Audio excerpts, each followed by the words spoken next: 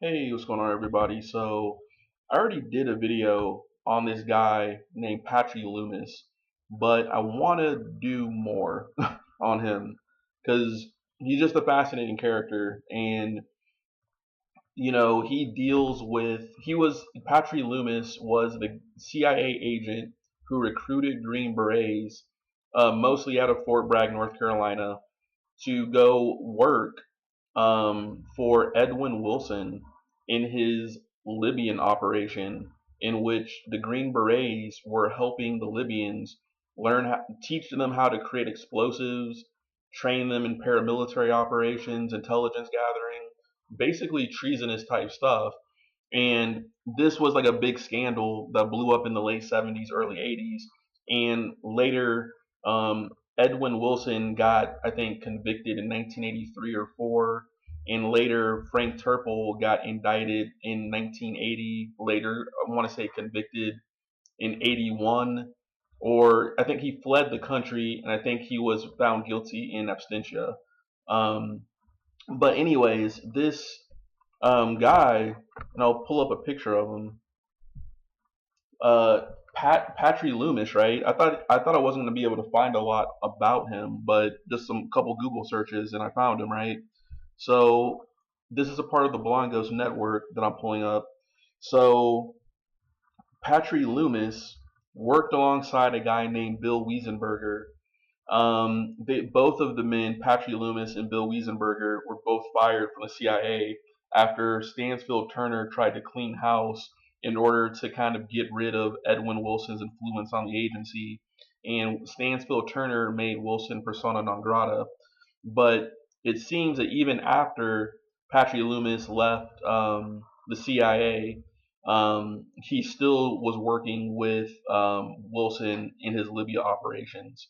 But Patry Loomis was also, I learned, involved in the Nugan banking scandal, which deals with down here, which deals with Australia, and which makes sense, right? Because Australia, being so close to Southeast Asia, was a major trafficking spot for heroin and drug proceeds. So Patry Loomis's name is actually brought up in the Nugan bank scandal. So we have this guy who I'm going to go more into detail about. So it's interesting is that he actually has a Wikipedia page, or I'm sorry, a LinkedIn page, right? And if we go down, you can see. So he was a sergeant in the U.S. Special Forces from 1961 to 1964, 3 years.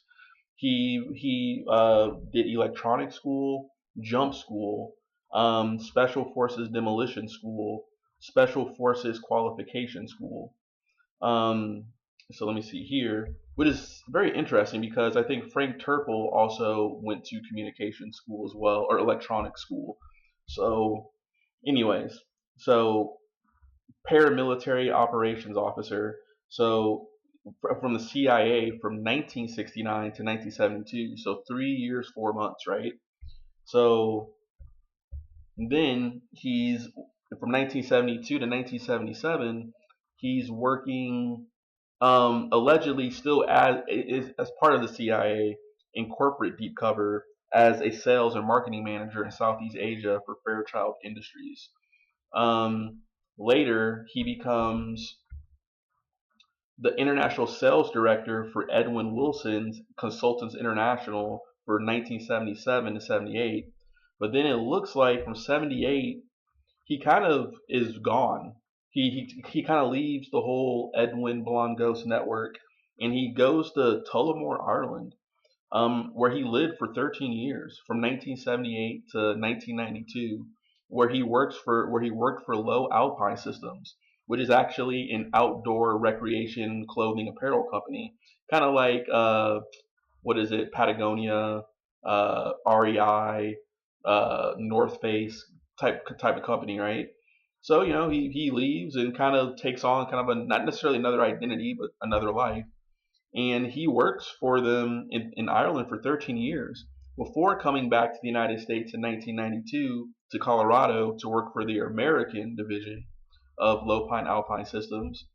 But then he later switches over. He becomes the president of Deuter USA, which is another outdoor apparel company, which I want to say is a German company, but in 2008, after he leaves his presidency at Deuter, he creates a Loomis Consulting.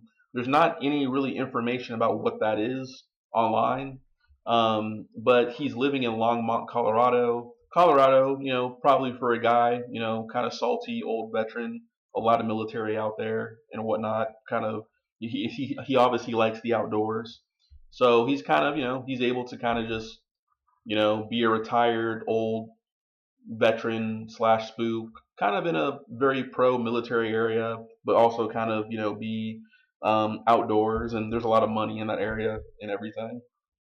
So he creates Loomis Consulting, but he also becomes president of Bergen USA, which is a Norwegian based outdoor apparels company. And they're actually famous for providing a lot of the military kits for the Norwegian military, like their rucksacks and stuff. Um, and that's what the one thing I notice as a general trend in kind of like veteran spooks is, a lot of them kind of go into kind of like soldier of fortune, outdoor type stuff. Like if they're not necessarily selling their services through like kind of PMC, private military companies, or kind of, going into kind of like corporate consulting where they kind of give trainings about how to survive in, tough hot spots, or how to do business in kind of, conflict zones and stuff like that. A lot of them go into like soldier of fortune stuff, like knife making, ammunitions, outdoor sports apparel type stuff too. Because you got to think these guys, a lot of them are Green Berets, ex Navy SEALs, Air Force, Special Forces. It kind of goes on and on, right? So regardless, from March 2016 to the present, he's actually still the president of Loomis Consulting, but he seems to be retired from actual like corporate life and working for other people. So this is very interesting, right? And if we go down further, he went to the University of Wisconsin La Crosse, where he got a bachelor's of applied science in business administration, management, and operations, but also chemistry. So essentially, he enlists in the United States Army, does 3 years, serves in Vietnam, gets out, does his duty, gets out. Sorry, gets out, um, goes to college, and then instead of going back into the military, maybe commissioning as an officer or something, he decides to go into the Central Intelligence Agency, and so there's him, right? So there's kind of his simple bio, and he's mentioned over here in this article called Selling Out: How an Ex-CIA Agent Made Millions Working for Gaddafi by Peter Maas, published April 13th, 1986. So when I go over here,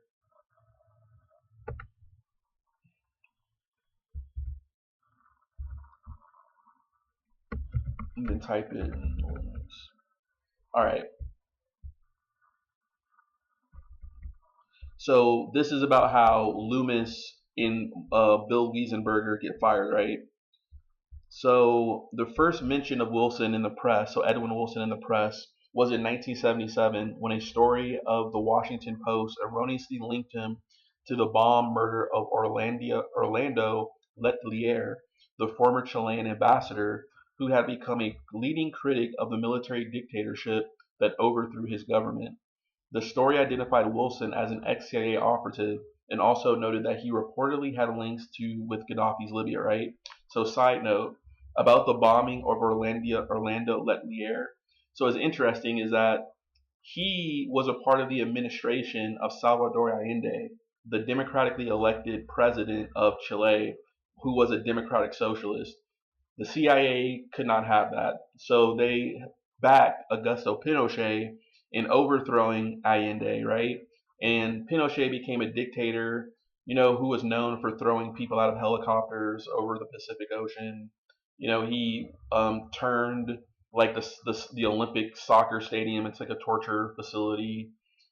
He also had links to the infamous Colonia del Dignidad, which was like some German Chilean retreat that was actually ran by like a convicted pedophile from Nazi Germany who was known for using like shock therapy on people and everything. So a lot of gnarly, crazy stuff was going on in South America. But Orlando Letelier, he was killed in a car bombing, which was a link to an American turned Chilean intelligence operative named Michael Townley. And um, what's interesting is that this Michael figure, he was working for DINA, the Chilean intelligence service, and DINA had ties to other right-wing Latin American and Euro fascists throughout the continent and terrorists, such as Stefano del Chiai, who was an Italian fascist. They called him the Black Prince and terrorist, who was associated, I want to say, with the Italian New Vanguard movement. And he was also attached to another big piece of deep state CIA lore, the Propaganda Du Masonic Lodge, which was a Masonic lodge of kind of just right wing elites who created essentially a shadow government, who actually worked with the CIA because Italy was a big part of the CIA's operations, not only because the Vatican was there, but because old CIA spooks like James Jesus Angleton, who was the chief of like counterintelligence for the CIA in the Cold War, um, he, who has some fascist sympathies himself, kind of had this kind of weird obsession with like Italy and everything. So the CIA would back this P2 Masonic Lodge, and they had ties to right wing terrorist groups, and they were highly active in the years of lead in Italy, which was a series of bombings between the left and the right. Um, but a lot of those Italian terrorists were being contracted out across Europe, but also into Latin America, notably during like the whole Operation Condor CIA support for right wing governments in like the late in the 70s, essentially. So regardless, right? This article interestingly says that Wilson was erroneously linked to a car bomb. But the more I learn about Wilson, the more I don't think is erroneous at all. And what's interesting though is that it seems to be that some sort of insider leaked to the press what Wilson was doing, which was kind of the beginning spark that kind of started the authorities really looking into Wilson and therefore Turple, Patry Loomis, and the rest of what I consider to be the Blondos network. Um, so let me see here. Okay, right. So, but what caught? So I'm back to the article now. So go here. Oops. All right. So, what caught the eye of American Admiral Stansfield Turner, President Carter's newly appointed CIA director, was that Wilson may have had contact with one or more current CIA employees. When he arrived at the CIA's Langley headquarters, Turner demanded to know who Wilson's contacts were. To his chagrin, just about everybody, it appeared, except him, knew about them. One was Wilson Weisenburger, or Bill Weisenburger, whose job was to acquire exotic equipment for the agency. So essentially, he was in procurement. He was like almost like a contracting specialist for the CIA, and who supplied Wilson with 10 miniature detonators of the most advanced design. The second CIA man, Patry E. Loomis, while operating under deep commercial cover in the Far East, had been discovered only a few months earlier working for Wilson on the side, right? So therefore, so see that sentence? He was working in deep commercial cover that corroborates Patry Loomis's resume on LinkedIn, in which he was a sales marketing manager in Southeast Asia for Fairchild Industries from 1972 to 1977. And Fairchild Industries, when you look that up, it's kind of like a little piece part company. But I want to say what he meant to say was Fairchild Industries was actually a defense contractor that's no longer in existence today. I think they got bought out by like BAE Systems, which is like a big British munitions, like the Lockheed Martin of like the United Kingdom, basically. Um, so he was working undercover in sales for this company as a front, So let's go back to this article. So Weisenburger, Turner was told, had already received a reprimand and Loomis would probably get the same treatment. That's pretty mild, isn't it? Turner asked. Shouldn't we be getting rid of them? Um, But to his amazement, Turner found a solid wall of opposition from his top deputy, who was a longtime CIA professional, from the chief of the clandestine services, and most surprisingly, from the CIA's inspector general. Wiesenberger has simply been duped into doing a favor for an old friend, and Loomis was just moonlighting, not unheard of among agency personnel. It wasn't such a big deal. CIA relations were complex. This wasn't the Navy. Turner, however, was looking to make his presence felt. The day of the free-wheeling covert cowboys, as he put it, was over, and he ordered the firing of both Loomis and Wiesenberger. He convened 500 CIA officials in the bubble, the auditorium at the agency's Langley headquarters, and advised them that Wilson was persona non grata. He then sent a quote-unquote book cable, a CIA message to agency stations around the world, warning them not to have any dealings with Wilson. Wilson said Wilson, Turner said, had been abusing his past affiliations with the agency, and he ordered agency employees to report back to Langley any approaches Wilson may have made. As Turner probed further, he learned of Wilson's close ties to Ted Shackley and Tom Clines. By now, Shackley, as the number two man in the CIA's Directorate of Operations, occupied one of the agency's most sensitive positions. Turner also knew that if Gerald Ford had defeated Carter in the 1976 presidential elections, Shackley would probably be sitting in his chair. In a private meeting, Shackley told Turner that his connection with Wilson was purely social and that they had spent weekends at Mount Airy, which was his mansion. It was mainly because his wife and Wilson's were good friends. He had never spoken to Wilson about the slightest professional matter. Turner didn't believe him, but the most he felt he could do at the time was just to take Shackley out of the clandestine operations and appoint him deputy head of the National Intelligence Tasking Center, whose mission to coordinate intelligence gathering sounded more important than it really was. Turner found Clines even less credible. During an investigation and of Patry Loomis, Clines had been spotted at a table with Loomis and Wilson in a coffee shop not far from Langley. Clines claimed it was a happenstance encounter. He had, he said, dropped in for a solitary breakfast, seen the two men, and sat with them. Since the inspector general came out of the clandestine branch himself, had exonerated Clines of any purposeful wrongdoing, Turner's hands were pretty much tied. So that's a little bit about that.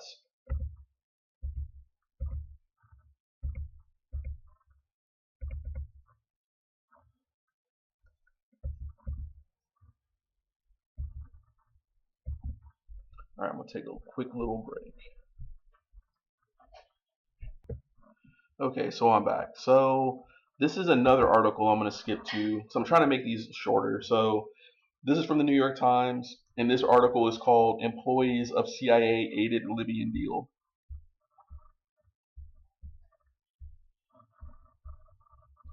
So let's read this. So the Central Intelligence Agency acknowledged today that some of its employees had supported a former agent, Edwin P. Wilson, in his dealings with Libyan leader Muammar al-Gaddafi, but the agency said those employees had acted without its knowledge. Mr. Wilson and another former agent, Frank Turple, were indicted by a federal grand jury here on April 25th, 1980, on charges of illegally supplying Colonel Gaddafi with explosives, timers, setting up a terrorist training school in Libya, and conspiring to commit a political assassination for the Libyan leader. The New York Times reported today that Mr. Wilson had recruited 9 former members of the U.S. Army Special Forces and 1 active member to work for the Libyan government, training terrorists. The 10 and the Army apparently thought that the Central Intelligence Agency sanctioned the mission as part of an effort to infiltrate the Gaddafi government. In a brief statement, a spokesperson for the Central Intelligence Agency, Dale Peterson, said two employees had been forced to resign by the agency's director at the time, Adam Stansfield Turner. Others identify the two. So Mr. Peterson declined to name the two employees, but several law enforcement sources said they were Patry Loomis and Bill Weisenburger. The investigation establishes that there was no official encouragement or involvement by the CIA. The agency statement said some employees were found to have provided support without agency knowledge, and action was taken against them. Mr. Peterson said the two employees were the subject of a public statement by Admiral Turner on April 26, 1977. Admiral Turner said then, I have today received and accepted the resignation of two employees of the Central Intelligence Agency. They displayed a lack of professionalism and judgment. These two individuals were performing services which were not authorized by the CIA on behalf of friends who happened to be former CIA officers. So that's a pretty quick article there. So that kind of this more of the acknowledgement of how they got fired, right? So then let's go over to this next article real quick.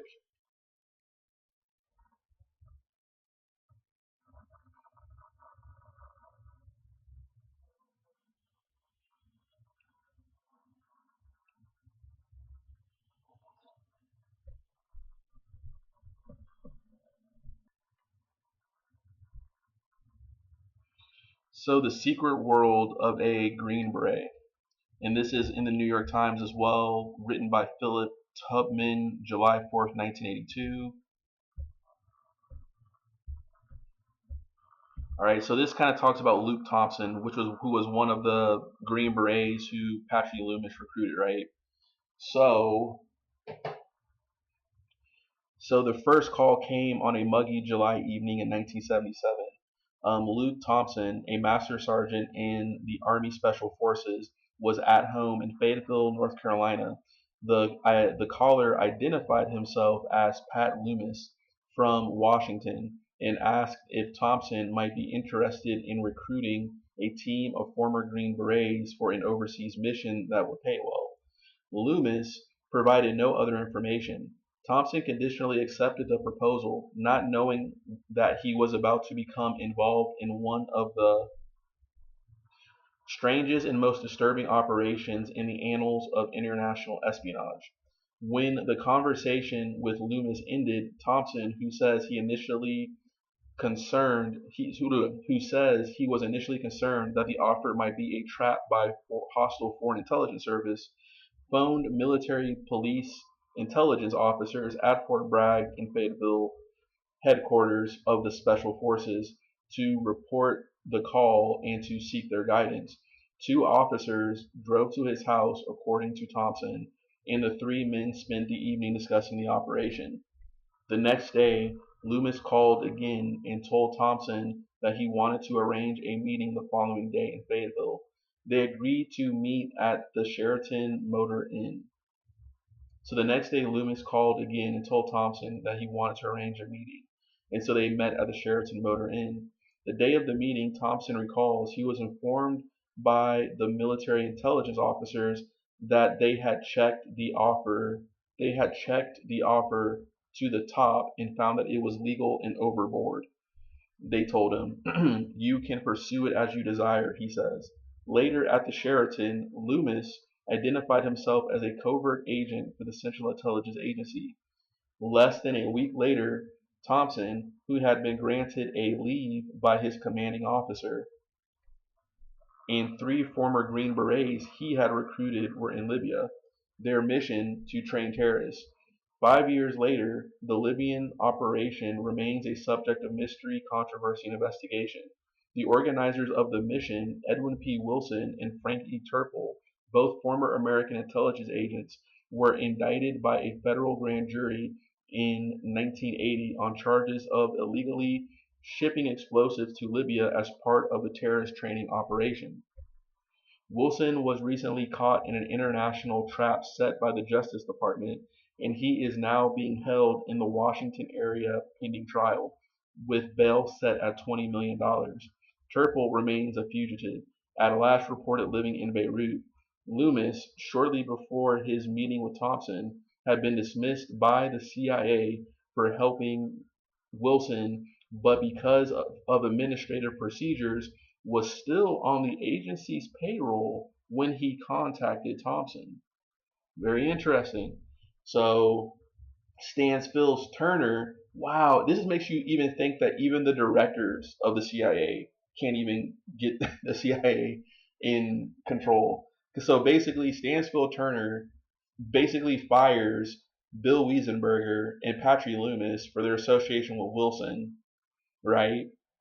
And Stansfield Turner is grilling into Ted Shackley, who he basically demotes, basically putting him in his place. And then he also investigates Tom Clines. And Tom Clines was at one point the actual supervisor of Edwin P. Wilson, right? But regardless, um, we know that Patry Loomis was supposed to have been fired per the direction of Stansfield Turner. But it looks like they didn't do that, and it makes it almost seem like human resources or other people who went around Stansfield Turner kept him on CIA payrolls. So he was kind of affiliated in a sense, right? So it makes you even think that even the directors of the CIA can't actually get their agencies in control. At least back then. It's totally different now. We've had different commissions and things have changed, right? But back then it was nearly impossible. It seemed for like you basically, if you were going to be the director of the CIA, you're kind of, is particularly as an outsider, like Admiral Stansfield Turner was, because he was from the Navy, the military. You have a very uphill battle. You know what I'm saying? It's kind of like being a new police chief in coming into a new department where there's all this corruption and all this type of stuff. So it's you get a so the agency can essentially ruin the director's career by doing leaks and causing controversies. They're just going to make basically bog the director down in media scrutiny, congressional hearings. So what I'm saying is kind of like a case study in operational management, right? About how to win over people, how to get buy-in from your employees, how to not necessarily come in and create a threat so people don't trust you, right? Because maybe if Stansfield Turner had played his cards better or something like that, he probably would have gotten more information. But then again, he's coming from a military commander, I order you to give me information standpoint versus an intelligence. Um, I give you the information that I'm authorized to give you, and you just have to deal with it because I am compartmentalized in the information that I have type of mentality. So I mean, police, military, and intelligence, they're similar, but they all operate very differently and everything like that. Um, but more to come, right? But that's just wild, right? So let me read that sentence again. Loomis, shortly before his meeting with Thompson, had been dismissed by the CIA for helping Wilson, but because of administrative procedures, was still on the agency's payroll when he contacted Thompson. So the Central Intelligence Agency had repeatedly denied authorizing or supporting the operation, but some sources suggest that senior agency officials who are close to Wilson may have given approval to the Libyan scheme, perhaps in the hopes it would produce valuable intelligence information on Libyan terrorism. There is also a possibility, which federal prosecutors are exploring, that the same senior CIA officials may have been silent business partners for Wilson. So that therefore that's that blonde ghost network I'm talking about. This is um, the Shackley kind of mafia within the CIA, right? So therefore, this is Ted Shackley, Edwin Wilson, Thomas Clines, underlings and kind of shadowy business partners to Wilson, such as Frank Turple, Patry Loomis, Bill Weisenburger. and even contacts of Turple, such as Joseph Milkleroy, and the list goes on and on, right? You even have people such as Eric von Marbode, who was actually in the Department of Defense. You have Gregory Cortala, who was an accomplice of Turple, who also disappeared. And you also have Richard Secord, who was a CIA, United States Air Force kind of spook, known for, basically being kind of like the crazy pilot who could get things done, right? And smuggle goods. So, anyways,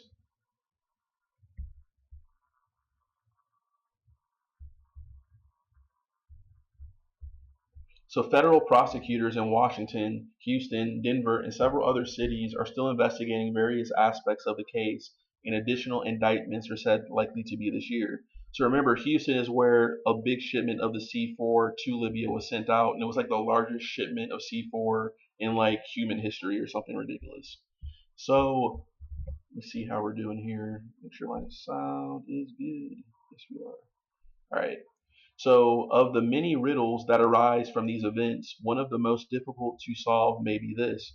Why did a group of former Green Berets, men who were trained to be America's elite commando troops and who consider themselves unwavering American patriots, accept an offer to train terrorists for a hostile foreign government? The men themselves say the reasons are not hard to comprehend.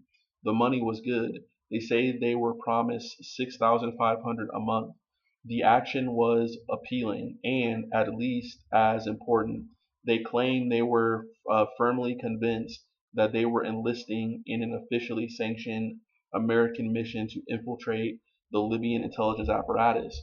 But there was something about these men, the training they had received, and the tasks they had carried out in the past that discouraged them from questioning what was clearly a questionable mission.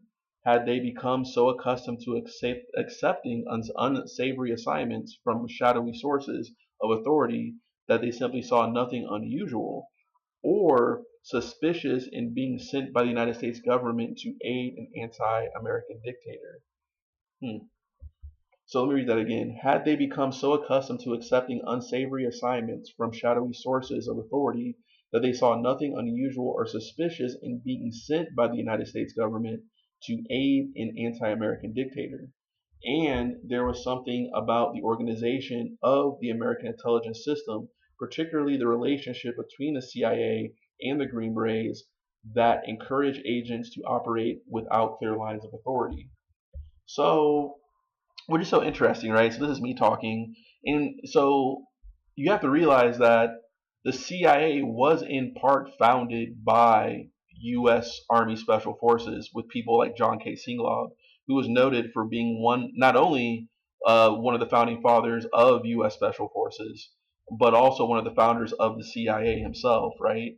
And what's actually interesting, side note, is that American special forces were actually modeled, and intelligence, interestingly, was actually modeled off British special forces and actually off the British model of gathering intelligence.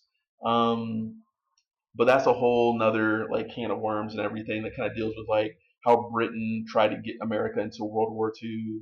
And there's a guy from Canada, I forget his name, um, code name Intrepid. He is actually considered to be the basis of James Bond. Actually, it was actually a Canadian British person, codenamed Intrepid, who was actually the inspiration in part behind James Bond. Some people say, or at least one of the many personalities. Actually, let me look that up real quick. It's bugging me. I don't know that off the top of my head. Okay, so to corroborate what I just said, yep. So his name was William Stevenson. He is best known by his wartime intelligence codename Intrepid. Many people consider him to be one of the real life inspirations for James Bond, written by Ian Fleming. So let me see here. I think Ian Fleming even acknowledged that statement.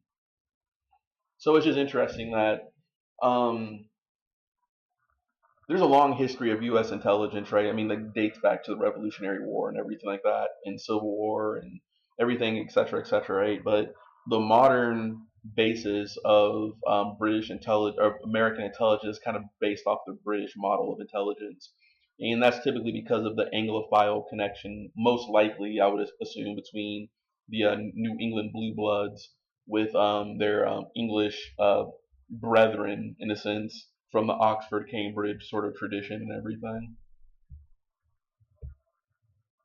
So, yeah, that's just kind of random facts there. Very interesting person. Yep. So Ian Fleming himself once wrote, James Bond is a highly romanticized version of a true spy. The real thing is William Stevenson.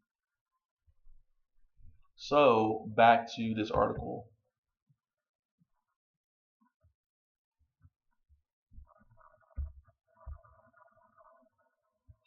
All right. So since the mid 1970s, the nation has known the government since the 1970s, the nation has known that the government has conducted questionable operations overseas, including assassinations. But the country never got to know any of the men who carried them out, the details of what they did, or the impact their work had on them. Most of the missions were highly classified, and the men were instructed never to discuss them. Luke, Luke Thompson, now retired and disillusioned, decided to break the silence. This is the story of his experiences, a story which opens a window into the Byzantine, rarely viewed world of modern espionage. It is also a story which reduces certain governmental policies onto a human scale on which the cost for individuals and society can be better fathomed. So not all of what Thompson claims can be checked against other sources of information. The government refuses to discuss some of the missions he describes, and his thoughts and emotions are clearly his alone. But most aspects of his story, including incidents involving larger units of Green Berets, were witnessed by others, and many were recorded in government files. These sources, including current and former Defense Department officials, former intelligence officials, and published and unpublished government records, confirm that his account is solidly grounded in fact. For the years that he wore a green beret from 1962 to 1978, Thompson inhabited the dark corners of what might have been a Graham Greene novel. He was part of a secret American army of covert agents who handled the dirty work for the United States foreign policy, often under the supervision of the CIA all over the world. For example, Thompson says he took part in a previously undisclosed assassination plot in the Dominican Republic in 1965. He claims his colleagues later went. Um, he claims his colleagues later went to Bolivia, where they helped government soldiers hunt down and assassinate Ernesto Che Guevara, the Cuban revolutionary. In Southeast Asia, Thompson says he and his fellow Green Berets assassinated province chiefs, businessmen, and political leaders suspected of being Viet Cong sympathizers, made reconnaissance missions into North Vietnam, and carried out secret attacks in Cambodia months before the formal incursion in 1970.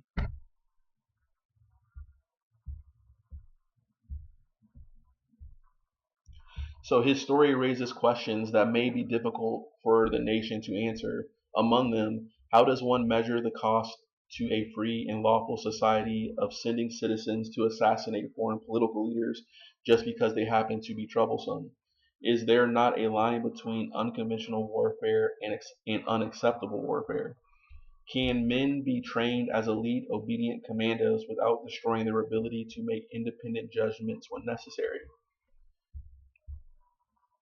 And what responsibility does the government bear to help such men readjust to civilian life? Um, Luke Floyd Thompson was born on March 13th, 1934, in Lewis County, Kentucky, the seventh of 15 children. Four of his siblings died in infancy. The area was so rural, he says, that his home was located in no specific town. His father, Meredith, was a steelworker. His mother, Verna Gilliam, was a full-time mother and household wife. When Luke was 3, the Ohio River overflowed its banks and washed away the Thompsons' house. The family moved to Ashland, where his father, unable to find a mill job, went to work for the WPA. The military was always an important part of the Thompson family. Luke's father served in the cavalry in France during World War I. His 6 brothers all enlisted in the military when they became old enough, and 4 of them saw action in World War II. Luke joined the National Guard when he was 14. Thompson was an unruly youngster, as he puts it. He recalls taking part in the robbery of a bootlegger in Kentucky. We went into the Red Butt Tavern, shot up the jukebox with a 45, and robbed the guy of 75 bucks. We had to park our getaway car on a hill because that was the only way it would start. We had to park our getaway car on a hill because that's the only way it would start. An encounter with the police the next day convinced Luke that he was finished with what he calls the gangster business. In 1955, however, he started becoming delinquent again. He says, this time that delinquency took the form of going absent without leave and other violations of military regulations. Thompson was eventually brought up to a court-martial hearing in 1956 and given a dishonorable discharge, as well as a year at Fort Leavenworth Prison in Kansas. He was told, however, that he could restore himself to active duty if he served the time with good behavior. Even so, it took Thompson several years after his release from prison to persuade the Army to waive his dishonorable discharge and permit him to re-enlist, which he did in 1959. At that time, Thompson was admitted to Special Forces training in 1959. The Green Berets were still a small, relatively untested group established by the Army in 1952 to provide the United States with a unit capable of conducting both unconventional warfare operations, including commando and intelligence activities. They accepted for training only seasoned soldiers prepared to endure several years of additional highly specialized and intense training, followed by a career on the cutting edge of American military activities around the world. In the late 1950s, the CIA began turning to the Special Forces to provide manpower for covert operations around the world. The relationship between the agency and the Green Berets flourished in Southeast Asia during the 1960s and 70s, according to Defense Department officials, as hundreds of Special Forces troops served in operations supervised by the CIA. Such cooperation has continued, intelligence officials acknowledge. Before the unsuccessful hostage rescue mission in Iran in 1980, a number of Green Berets based in West Germany entered Tehran, posing as German businessmen to help with rescue preparations. Part of the mystique of the Green Berets has always derived from their training program. More than half the men who take the rigorous course either do not finish or are not considered qualified at the end of induction into the Special Forces. Skill at killing is required for all Green Berets, and Thompson apparently learned his lessons well. There are only 2 ways to die, he says matter of factly. If you stop breathing or your heart starts pumping blood, everything else is a practical application.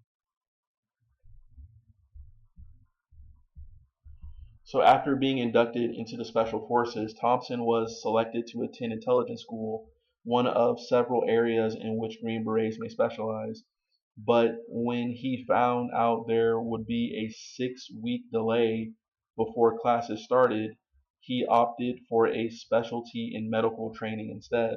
At first, he recalls, he thought all medics were conscientious objectors or queers, but as time passed, Thompson became intoxicated with the healing arts.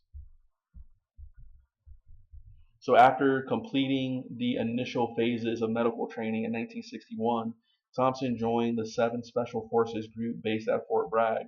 He was immediately assigned to an A team, the Basic Special Forces unit composed of 12 men, which was sent to Vietnam to train civilian irregular forces to fight the Viet Cong. Interesting. We'll take a quick pause. Okay, so interesting. So after completing the initial phases of his medical training in 1961, Thompson joined the 7th Special Forces Group based at Fort Bragg, and that's actually still in existence to this day. 7th Forces Special Operations Group. So that's their insignia there, or their beret flash. So they're part of the first Special Forces Operation Command Airborne. Interestingly, they're actually garrisoned at Eglin Air Force Base.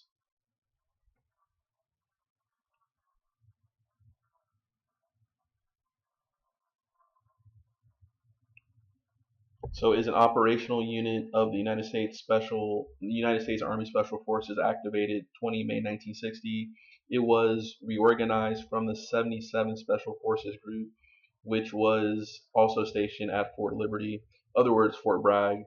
So 7th Group is, as it is sometimes called, is designed to deploy and execute 9 doctrinal missions: unconventional warfare, foreign internal defense, direct action, counterinsurgency, special reconnaissance, counterterrorism, information operations, counterproliferation of weapons of mass destruction, and security force assistance. The 7th Special Force Group A spends much of its time conducting foreign internal defense, counter-drug, and training missions of friendly governments' armed forces in South, Central, and North America, as well as the Caribbean. So the 7th Special Forces Group A participated in Operation Urgent Fury in Grenada and in Operation Just Cause in Panama in 1989. So yeah, so it seems like a pretty esteemed history. So let me see here.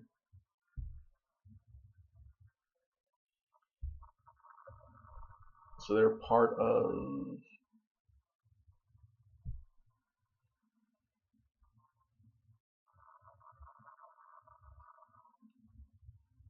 And of course, they would fall under the famous 1st Special Forces Command.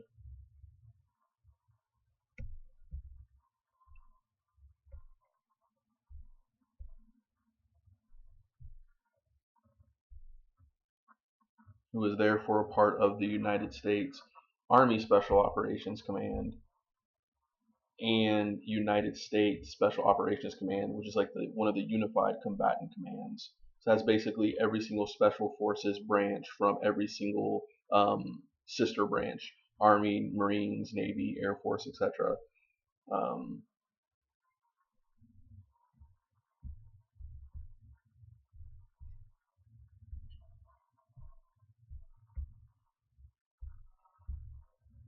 I want to say that they're a first is sorry. Yeah, they're at the divisional level. So a divisional level, a Special Forces Command. Um, let me see here. I think. Yep. So they're a divisional level, but then they have a bunch of groups underneath them. Then I want to say underneath the groups they have battalions. So and they all have and all the groups have a different theater that they kind of are responsible from. So for example, 7th Special Forces is now responsible for U.S. Southcom, which is essentially like the Caribbean, um, which is very interesting there. So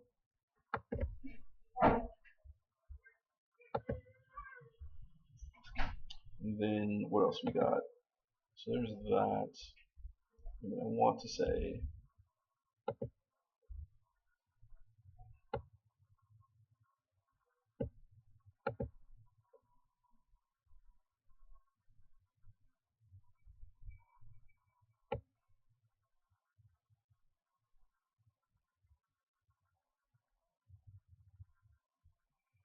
So they have, yeah, so the group is divided further into battalions, and battalions are divided further into companies.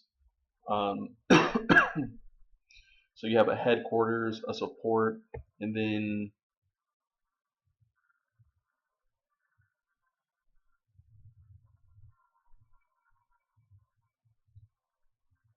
interesting.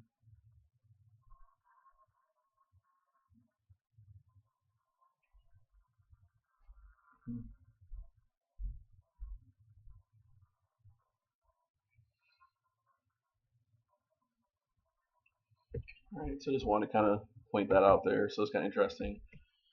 All right. So it's interesting. So he was sent to Vietnam to train civilian irregular forces, and I want to say that those were the PRUs, the Provincial Reconnaissance Units of the Phoenix program. So in other words, they were training the Vietnamese themselves to do a lot of the hit team assassination missions themselves, but you had the U.S. Army kind of observing them while they were doing it, going through the villages and ransacking them, burning down the huts and stuff like that. Um, so Thompson's next major assignment came in early April 1965.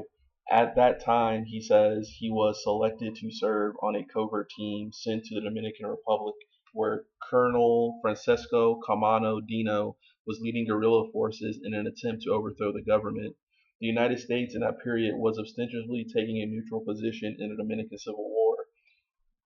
In late April, however, when violence escalated and the rebels appeared to be near seizing power, President Johnson sent in the Marines, claiming that American lives were in danger. The Marines helped prevent a left wing takeover.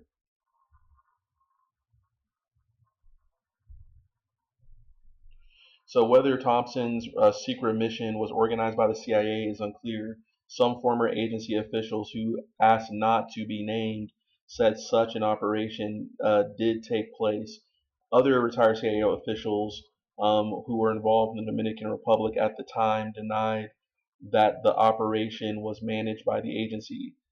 Thompson says it began Thompson says it began initially when a team of Green Berets was sent to the island only to monitor the activities of American civilians, including Peace Corps workers, to help assure their safety.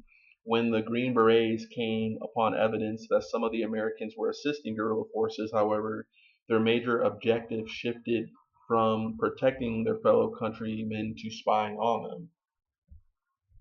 The surveillance mission was abruptly cut short when Thompson and his colleagues were given orders to link up with a team of U.S. Navy unconventional warfare specialists and develop a plan to assassinate Camano, he says. The joint team decided to attack Camano at the building in Santo Domingo, where he often met with other guerrilla leaders. They would approach from the beach down to they would approach from the beach down two parallel streets and carry explosives into the building by hand. After laying the charges, the Americans were supposed to fight their way back out, carrying any casualties with them to avoid detection of American participation.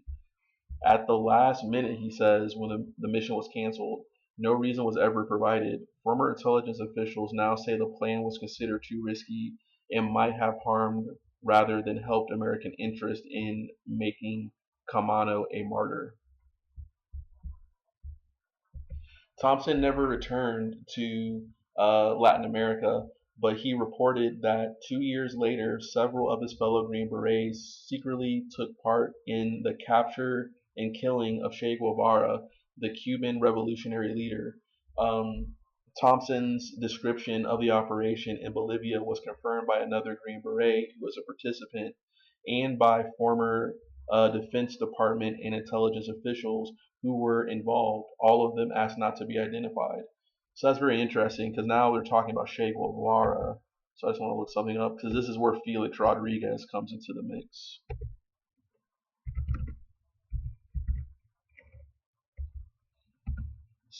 So Che Guevara is killed in 1967.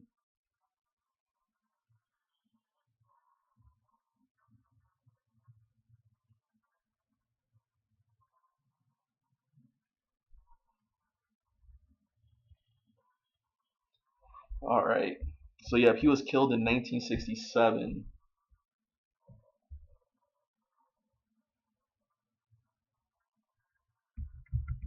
So let me see here, and we look up.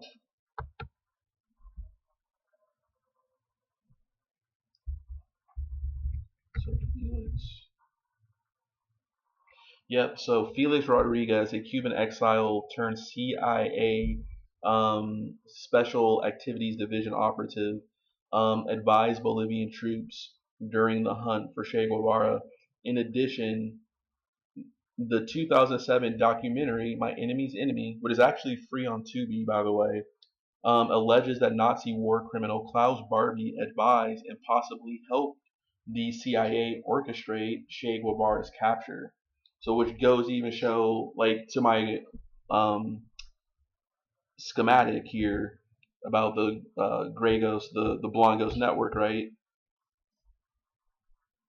We even start going into some of like the rat line clandestine Nazi operations that the CIA knew about, and that's not crazy at all because Alan Dulles was a Nazi sympathizer. He like actively courted and like dined with people like Reinhard Gehlen, Otto von Bolschwing, other sort of like Nazi figures. So the CIA definitely knew that if push came to shove, they could tap into these clandestine post World War II Nazi paramilitary networks being ran by people like Otto Skorzeny, Klaus Barbie, etc., who were mainly in like Europe, like fascist Spain under Franco. That's where Scorsese was, but also a lot of the Latin American countries would employ ex SS and Nazis to be like their security people and stuff like that. So that's just very interesting, right? So basically, from this is why I included in the Blonde Ghost Network some of the Nazi stuff down at the bottom here. Yep, Bolivia, B&D, Klaus Barbie, Reinhard Gehlen, and what's crazy is this Klaus Barbie helped to essentially do the security for the cocaine land barons down there, like Roberto Suarez Gomez and others. And that cocaine from Bolivia made its way to Colombia, which would eventually go to empower the Medellin cartel. The Medellin cartel sells drugs up through Mexico and up through the Caribbean. And a lot of that drugs are, of course, relates to the Iran Contra thing. So that's what I'm saying. The CIA had their hands in everything, and that's why they were the best and most effective intelligence. They went to the darkest places and they worked with the darkest people.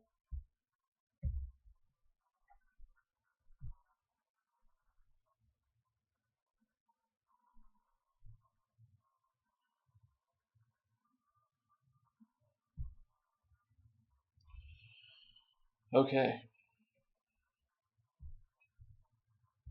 so according to these accounts, a team of 10 to 12 Green Berets from the 8th Special Forces Group based in Panama was sent to Bolivia in late 1967 as part of a CIA-sponsored plan to train Bolivian forces in counterinsurgency techniques and to help the Bolivians stalk Guevara.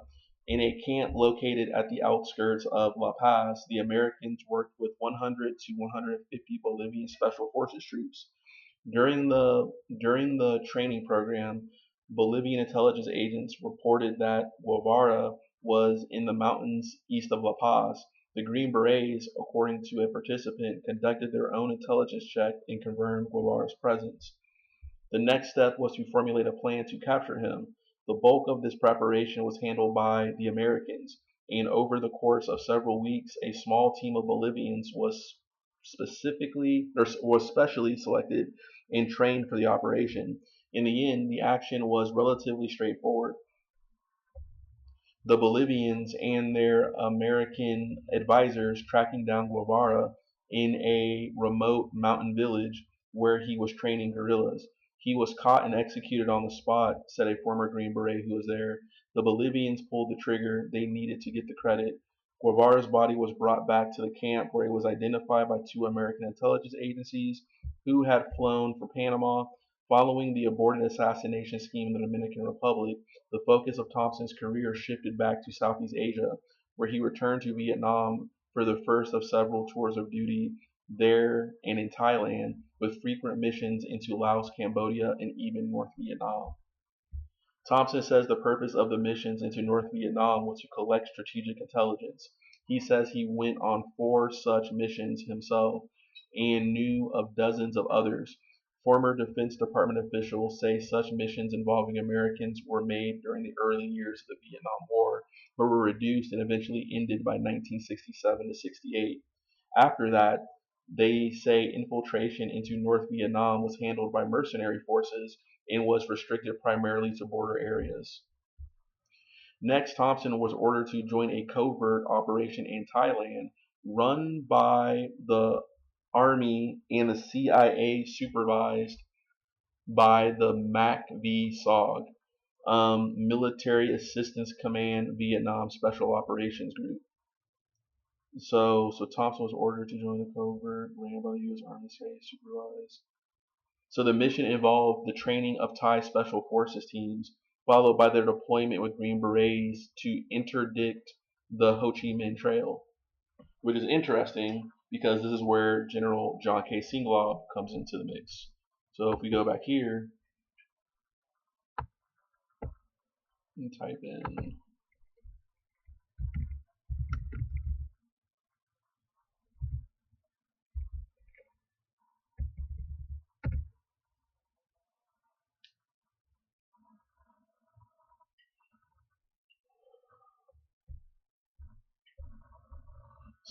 so there he is here. So was a major general in the United States Army, founding member of the Central Intelligence Agency, and a highly decorated officer in the former Office of Strategic Services. He's actually was born in 1921 in Independence, California, and died in 2022 in Franklin, Tennessee. And so he was actually leading a lot of he was leading the war in Laos. So let me see here.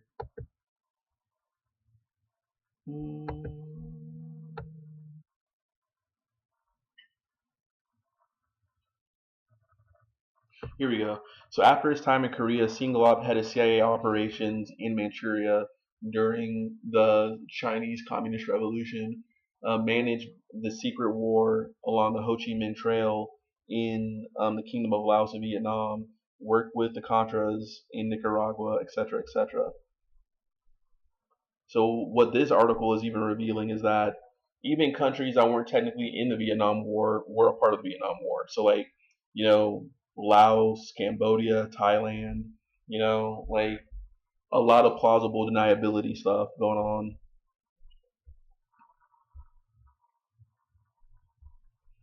So it was during this tour in Southeast Asia that assassinations became almost routine for Thompson. He still remembers the first vividly. The man was a Vietnamese interpreter. It was proved to the satisfaction of our intelligence sergeant that he was supplying information to the Viet Cong. I was told, this one's yours. A week later, Thompson and the interpreter were sent on an operation together. They came into contact with the Viet Cong. As soon as we hit the ground, he got wiped out. He was a few feet away. When the shooting started, I put a burst in him. He never knew it. Although Thompson knew the man and hadn't considered him an enemy, he didn't dwell on the assassination. It was just a mechanical thing, he says. It had to be done. It was a chore, just like brushing your teeth. Pretty hardcore stuff when you think about it. Like, imagine some of these people, who have severe post-traumatic stress disorders, maybe even a drug habit, maybe even under other underlying antisocial behaviors, coming back in the 1970s, and some of these people ends up being your serial killers and everything. How do you get those people in control when they have lethal skills that the civilian marketplace doesn't really have a place for? So a lot of those guys got involved in drug smuggling and assassinations, but some of them went legit. They became cops, they became private security. But the effects of the Vietnam War really echoed far beyond the end of the war. And that's why, in the 1980s, you had a lot of those action movies, right? Like Lethal Weapon. Basically, everything I'm talking about when it comes to the Blind Ghost Network you can almost say is just shadow company with Gary Busey in the Vietnam War, and even the character of Riggs, played by what's his name, crazy guy, uh, Riggs or Briggs or Riggs, whatever his name is, Mel Gibson. Uh, he was actually a member in the movie. He admits to being a part of like the Phoenix Company type stuff, right? So he was basically doing what Luke Thompson is admitting to doing, a lot of the political assassinations and stuff like that, right? But to stay on track here, um, so let's read that again. It was a mechanical thing, he says. It had to be done. It was a chore, just like brushing your teeth. Whenever possible, he says, the Green Berets would try to disguise their involvement and make it seem as if the killing had been done by the Viet Cong or either the Vietnamese armies. You should try to isolate the subject from anyone or any situation that might lead back to the true source of his death by using a sniper, a firefight, an explosive device. There are no words, just bang. You're not a tribunal, you're just a machine. So Thompson says that assassination targets included anyone considered a Viet Cong supporter or sympathizer. The list included civilians such as district chiefs, businessmen, and political leaders. Former Green Berets and Defense Department officials confirmed that such assassinations were common. We had the most basic law, survival, Thompson says. When it became obvious that someone was a threat to our efforts, it was just a job. One reflection. It's not something that I'm proud of. I hope I didn't kill innocent people. Thompson says he was troubled by a killing only once. It was in combat. He recalled the moment. It was a straightforward case of killed or be killed. I was walking along a trail in textbook style, alert for anything. Suddenly, someone stepped around a bend in the trail with his weapon on his shoulder. I killed him. Immediately after, it was the greatest thrill in the world. I guess because I was alive. But just as the day wore on, I was moved to distraction thinking about this guy. He seemed more like a friend. He was doing exactly what he was told to do, and we had to come into conflict, and I had beat him. I didn't have any sense of victory. Here's this Joe Gook um, walking along, and I'm GI Joe. I didn't know his name. He was a soul in the jungle, and I was a soul in the jungle. I had an affinity for the guy. This was probably the worst any killings dwelled on me. During the same period, during the same period that Thompson during the same period that Thompson, in the jargon of Green Berets, was greasing suspected Viet Cong, he was also busy tending to wounded and sick Americans and Vietnamese, including Viet Cong forces. The contradiction never troubled Thompson. I'd go from curing to killing, he said. I'd take off my scrub suit and put on my camouflage fatigues and move out. I had no problem making the transition. Thompson says he treated everyone who came into his field clinic. I had to maintain a neutral posture. I might have treated a bunch of people who killed my buddies, but I had to help gain the goodwill of the local population. That's money in the bank for anyone on the team. Thompson's career in Southeast Asia concluded with missions that took him into Malaysia and Cambodia. In 1967, after serving briefly as a medical instructor back at Fort Bragg, he was sent to Thailand, where he faced his biggest crisis as a medic, an epidemic of typhoid fever. He said that his primitive clinic had 6 beds to handle more than 170 patients suffering from the disease.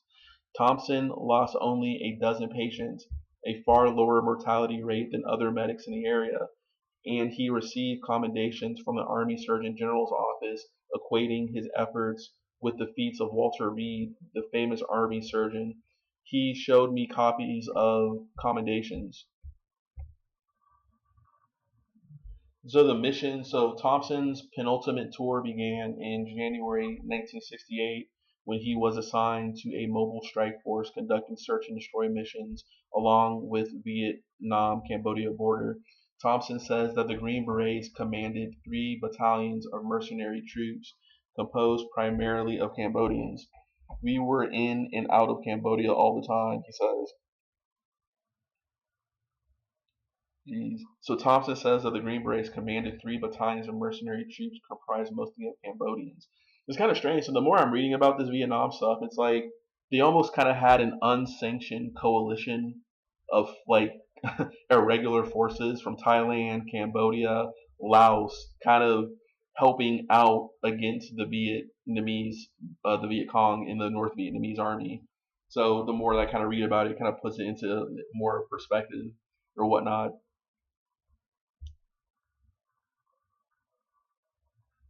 So these raids into Cambodia took place 2 years before President Nixon announced that American and South Vietnamese forces were moving into Cambodia to attack Northern Vietnamese command headquarters and military stockpiles.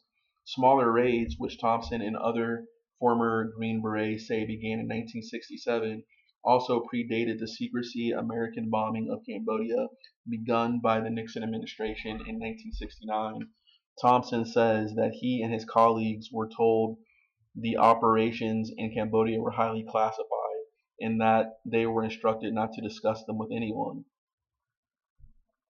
The British journalist William Shawcross described the operation in Sideshow, his book about the secret war in Cambodia. Actually, I want to write that down. So, Sideshow.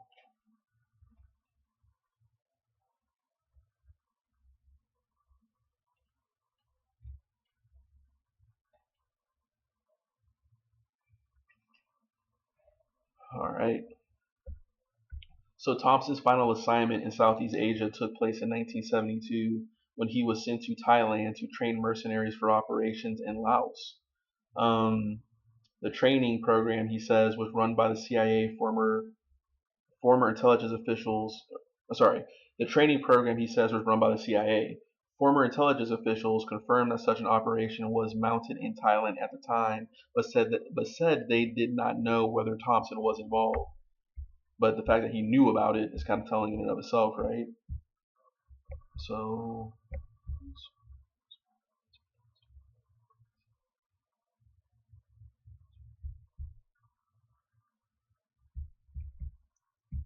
wow.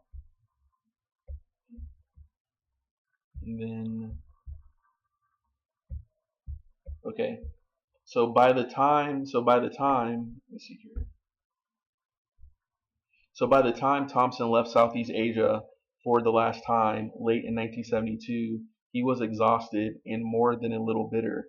I could have been a killer when I got out, he says. See what I'm saying? That's literally what I'm talking about. I could have been a killer when I got out. Like a lot of these guys, like imagine, not only can they not talk about anything they did, there were many cases. I was even watching a documentary where some of the U.S. military guys, when they were going out into the field with some of these kind of like hit squads of Cambodians or Thais or whatever, if they got suspicious any that they had been infiltrated in any way, the two Americans would basically give each other like a code word, and they would just kill the entire unit. And it was just like wild stuff like that. So he's basically said, I could have been a killer when I got out, he says. I would just walk up to a man and swing at him. Long hair, anything would just set me off.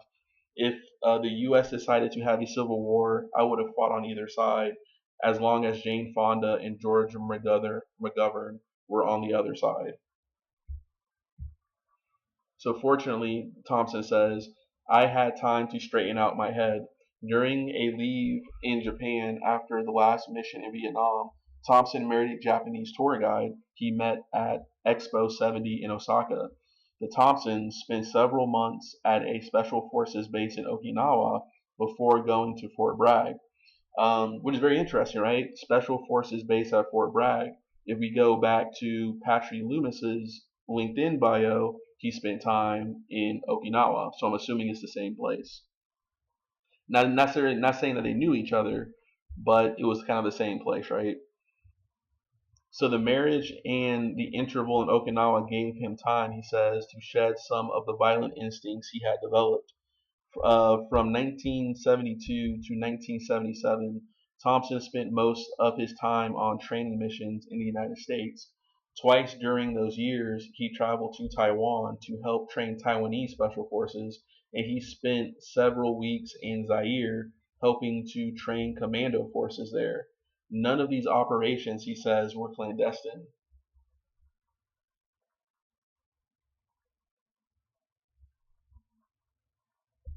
Jeez. So throughout all of this, Thompson remained an obedient soldier. I personally can't say that the government ever asked me to do something improper, he says. Maybe you or others will consider it wrong, but I think I've never been asked to do something wrong by my superiors. The man who, in the summer of 1977, proposed that Thompson recruit a team of former Green Berets to train Libyan commando troops was Patry E. Loomis. All right, so here we go again.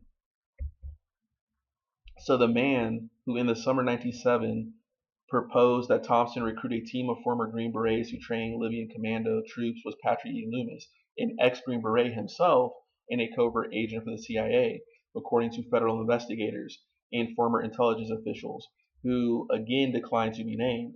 He described the work he described the work when he talked to Thompson, but he did not reveal that he had been dismissed several weeks earlier because he had assisted the former agents Wilson and Turple in obtaining explosive timers for shipments to Libya.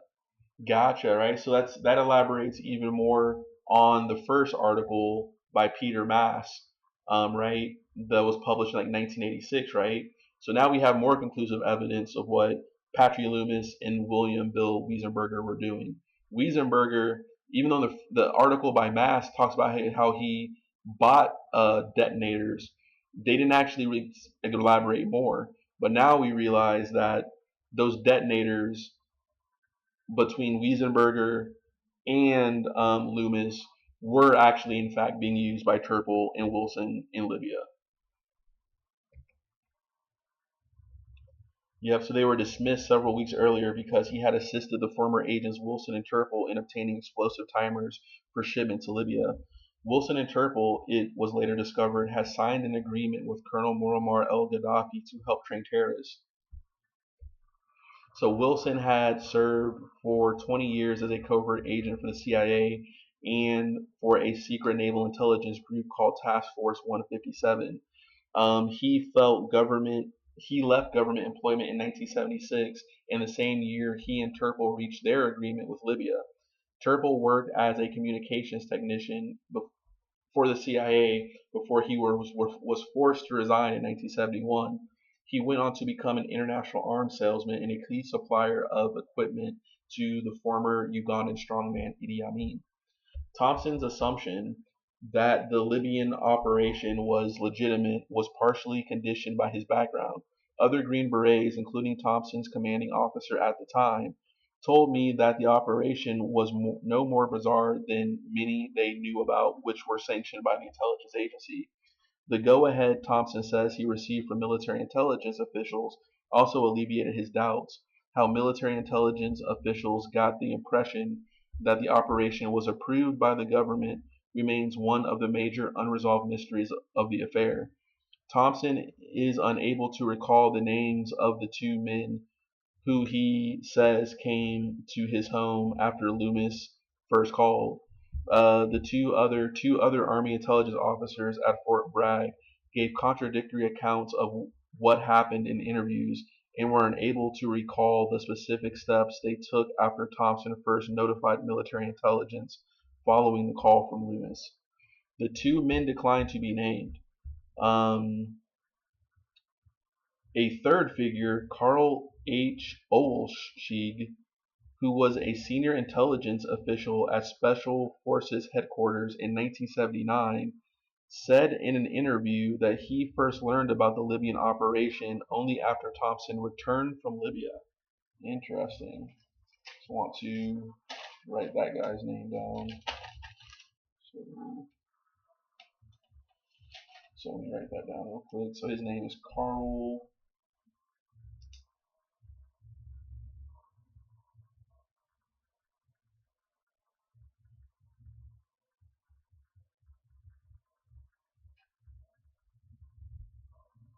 All right, so then we have Carl H.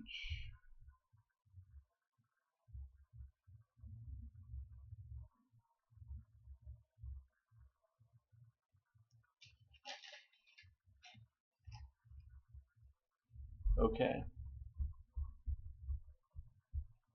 All right, so this Carl H. Olschwig, who was a senior intelligence official at Special Forces headquarters in 1977, said in an interview that he first learned about the Libyan operation only after Thompson returned from Libya. I almost fell out of my chair when Luke told me what he had been doing, he recalled.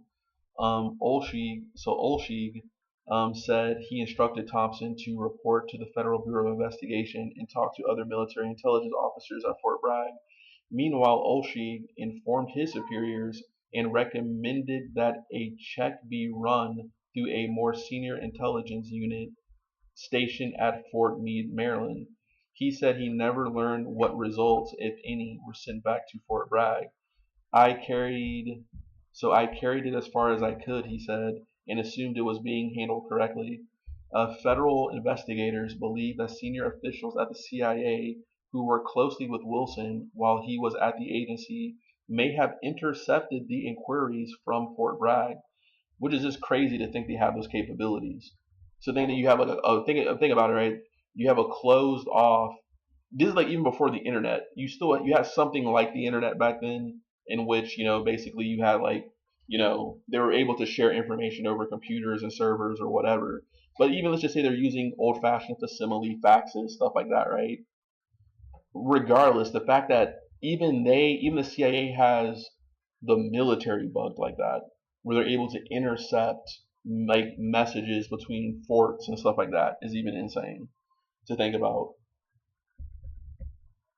So others speculate that Wilson, who had friends at the Defense Department, might have somehow been able to get them to reach into military intelligence system and persuade key officials that the Libyan operation was sanctioned. Finally, there is possibility that Thompson, in an effort to justify his actions, did not get the approval he claims he received. He says, however, that he is certain about these recollections. Another still murky question is why Thompson's superiors at Fort Bragg granted him a leave of absence. Thompson assumed his request for leave was approved because his commanding officers had received orders from their supervisors in Washington to allow him to participate in the Libyan mission. The record, however, is not clear. Colonel Robert A. Montel, who was Thompson's commanding officer at the time, says he never received orders from anyone about the Libyan operation. So I'm going to write that name down. So,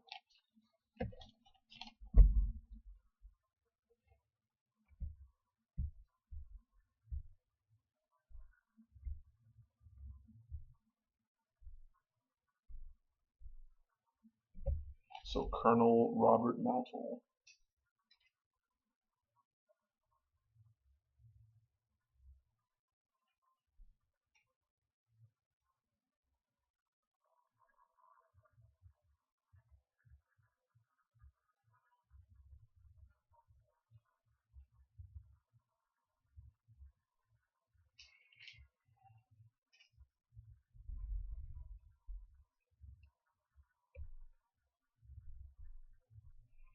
All right. So the record, however, is not clear. So Colonel Robert A. Mountel, who was Thompson's commanding officer at the time, says he never received orders from anyone about the Libyan operation. He says that Thompson's leave was approved because Green Beret officers thought Thompson wanted to check out a possible civilian job opportunity. Others say that it was fairly common for veteran Green Beret troops to receive leave so they could participate in official and unofficial overseas missions.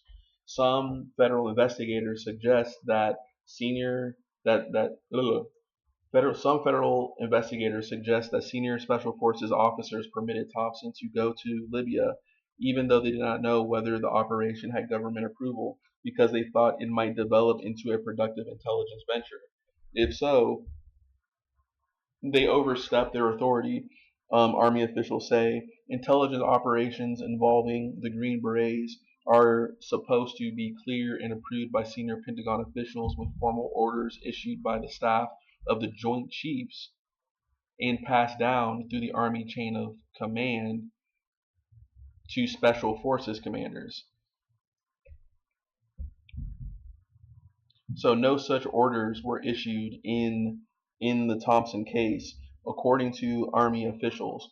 Whether the explanation, whatever the explanation, any doubts that Thompson may have had vanished when he and 3 recruits who accompanied him met Wilson in an international zone of Zurich Airport in August 1977 to receive final instructions.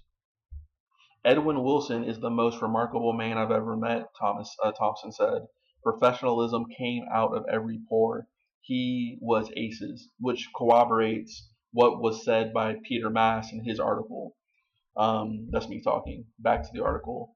According to Thompson, Wilson told the men that once in Libya, they should make themselves indispensable, that they should do nothing that would endanger United States security, and that they would receive the best hospital care in the world should they be injured. He closed by adding that he would kill them if they double-crossed him, just as he would expect them to kill him if he backed out of the deal.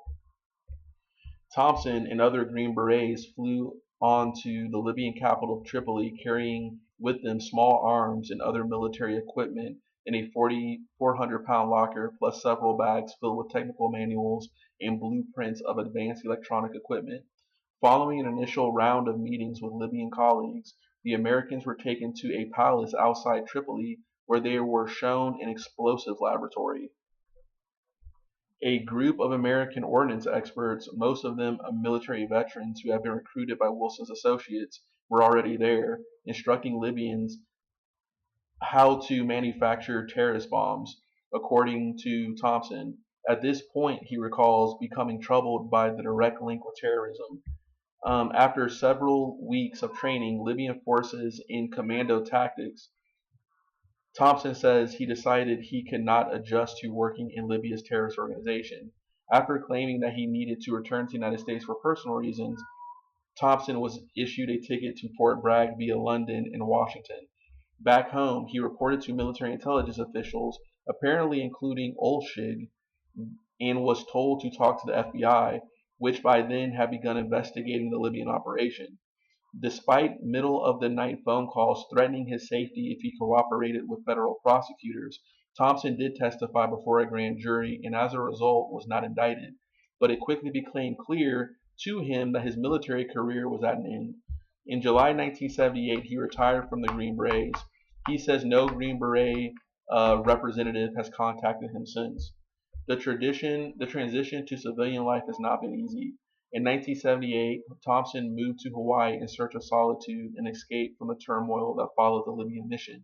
For several years, he worked as a safety officer on oil rigs off the coast of Newfoundland and in the Gulf of Mexico, commuting for the 2-week shifts from Hawaii. Thompson quit that job last December after relations with the company soured in the wake of publicity about his involvement in Libya. He is now training to become a registered nurse, working the night shift at a hospital in Honolulu. His wife and 3 children, ages 3 to 12, have made friends and settled into their neighborhood. Thompson says he has not. I don't have any friends, he once told me. You're the first person I've confided in. Almost every day he retreats on his sailboat. Its Japanese name is Sayo Chidori, which Thompson translates as Nightbird. With no formal training in sailing, but lots of self-taught skills, he navigates around Kanohi Bay, reefing the sails when the trade winds become brisk or rain squalls blow in from the Pacific. I know I'm running away from something or to something, he says, of his time on the boat. I'm transported. If you ask me, though, it would be difficult for me to tell you what I think about. Wow. That was actually a really good article. That was a really good article. Wow. So that one right there. So they talked about Patry Loomis again, right? So wow. And then let's go to this article here.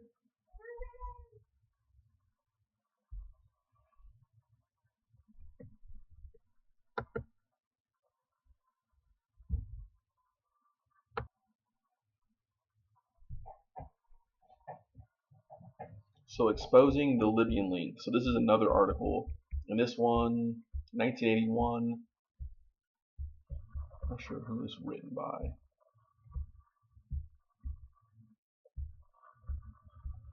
So let me do something. So we're talking about Patry Loomis still, right?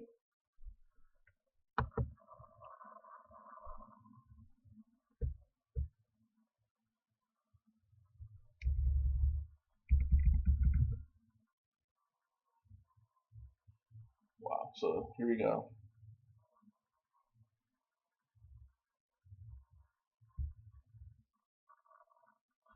So this is going to deal with another person named Mulcahy. Kevin Mulcahy was a whistleblower. So, all right. So this is another article exposing the Libyan link, published in 1981. So 5 years ago, two former operatives of the Central Intelligence Agency made a deal with Muammar Gaddafi to supply the Libyan strongmen with explosives for huge sums of cash. They also hired former Green Berets to set up a secret training school to teach the Libyans the latest techniques in assassination and international terrorism. Make sure my volume's good. So, as a cover for these operations, the two men, Edwin P. Wilson and Frank E. Turple, operated such seemingly legitimate export companies. To head one such company, they hired another former CIA employee, Kevin P. Mulcahy. Wow. So, for a long time, Mulcahy let himself believe that the entire operation was really part of, let me see here,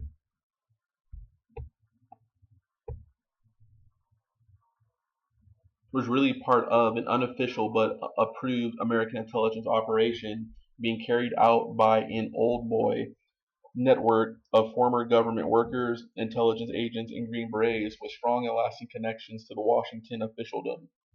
In in this, the second of two-part series, Mulcahy discovers that the Gaddafi connection is illegal and not an intelligence operation, and at considerable personal risk, goes first to the CIA and then to the FBI. Seymour M. Hirsch, a former reporter for the New York Times, is at work on a book about Henry Kissinger to be published by Summit Books. By Seymour M. Hirsch.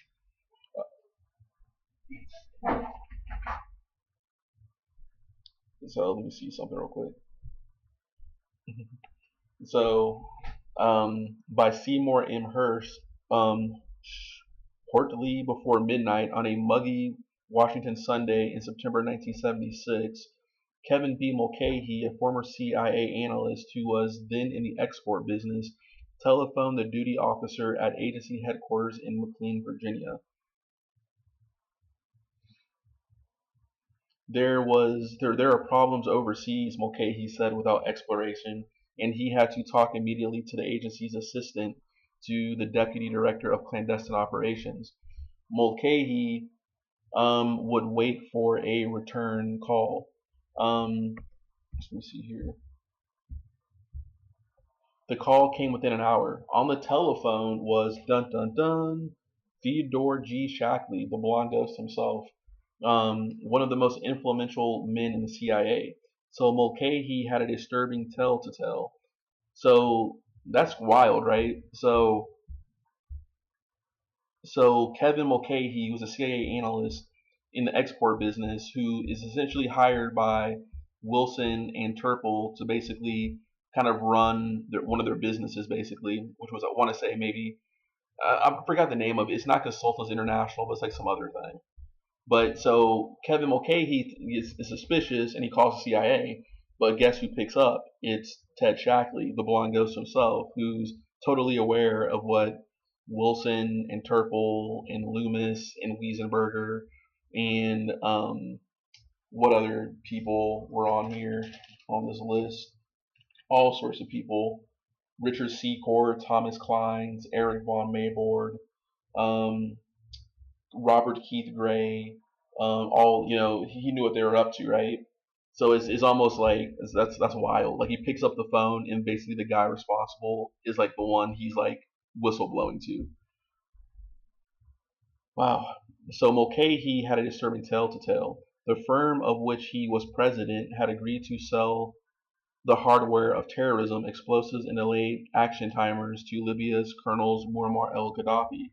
Moreover, the firm had also agreed to set up a training school to teach Libyans the latest in the techniques of terrorism and political assassinations. One only days before, Mulcahy told Shackley he had been ordered to purchase an American-made Red-Eye missile. Um, so a weapon capable of shooting down a commercial airliner for delivery to the Libyan ruler. Mulcahy's two business partners, Edwin P. Wilson and Frank Turple, who had brought Mulcahy into the firm, were themselves former CIA operatives. Now on the phone, Mulcahy asked Shackley, "Is this a CIA operation or not?" Shackley was non-committal, and Mulcahy now knew that his worst suspicions were correct. The Wilson-Turple operation did not have the sanction of the CIA. He knew that in the close-knit world of government intelligence, word would have somehow got back within days to Mulcahy's partners that he had gone to authorities. So he quickly went into hiding, disguising his appearance and using a false name. But he anticipated that his partners and their associates would be quickly seized, convicted, and imprisoned. He expected this would happen not only for his own well being, but also to stop an operation he believed in inimical to the national security interest of his country and to world peace.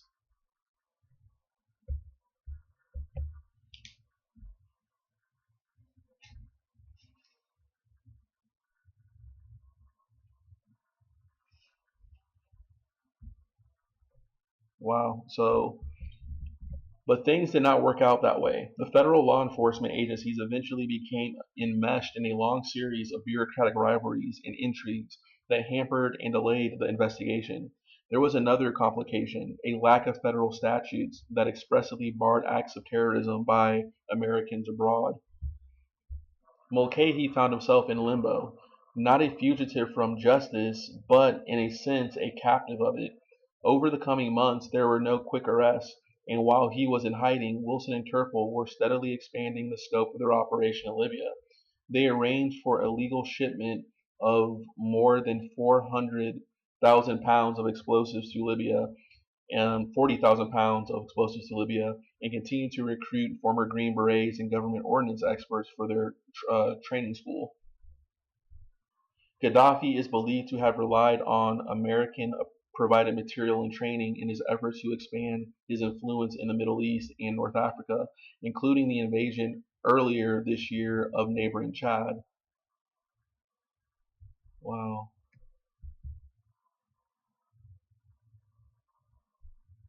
So the Libyan ruler is suspected too of having ordered the political assassination of 10 or more of his political enemies living in exile with the aid, in at least one case, of Wilson and Turple.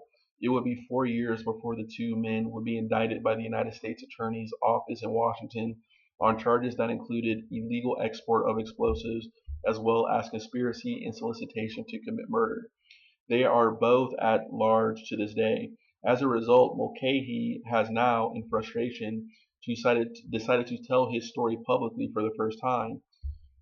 Even in Mulcahy's business partnership began to unravel in Europe in late August 1976 after he was ordered by his partners to purchase the Red Eye missile for Gaddafi.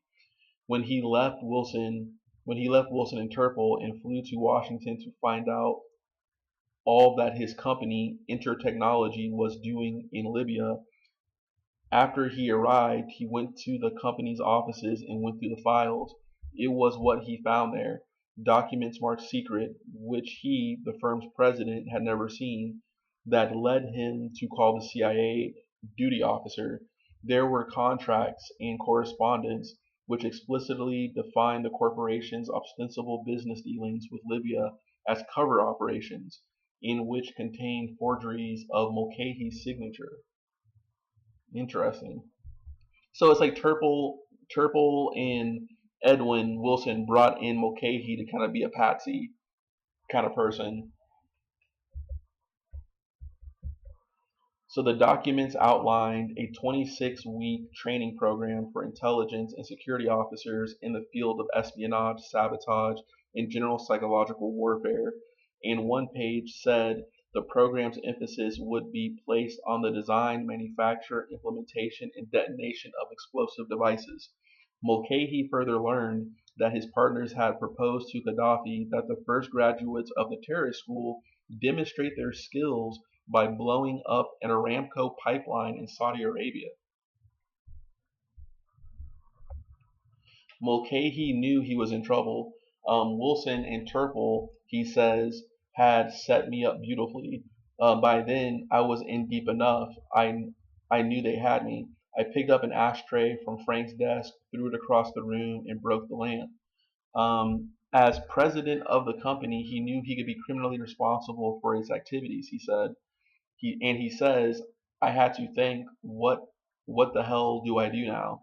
I had to find out, was this a CIA operation or not? Did it involve national security?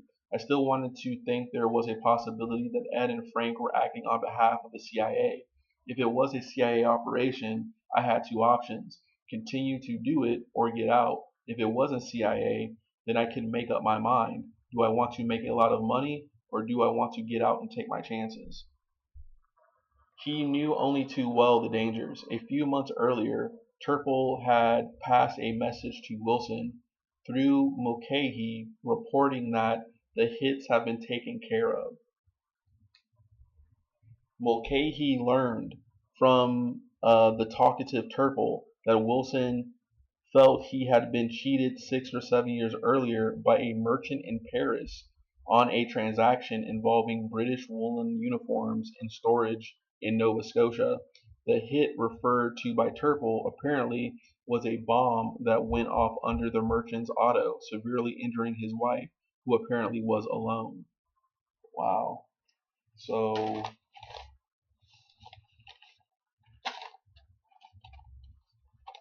do something real quick.